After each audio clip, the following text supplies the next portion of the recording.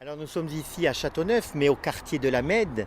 C'est là que le 28 mars 1910, au bord de l'étang qui est vraiment à moins de 100 mètres d'ici, a décollé un jeune ingénieur, Henri Fabre. C'était un Marseillais issu d'une grande et belle famille d'armateurs. Il a construit son avion qu'il va appeler le Canard. C'est un hydroplane avec l'argent.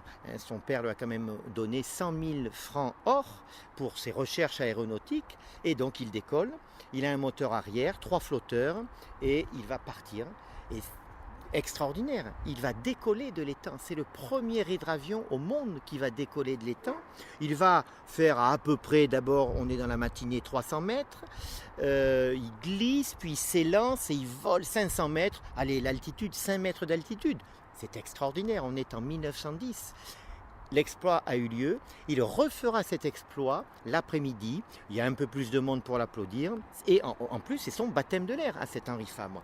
Et on a une stèle qui rappelle ici à la Mède ce fabuleux ingénieur qui était Henri Fabre, d'autant plus fabuleux pour 2 raisons. Il a vécu 102 ans, il était né en 1882, il meurt en 1984, et il appartient, petit clin d'œil à l'histoire, à une famille connu également d'aéronautes, ce sont les Montgolfier. Il s'était marié à une Germaine de Montgolfier, arrière petite fille des Montgolfier qui avaient donc les premiers qui s'étaient envolés en montgolfière.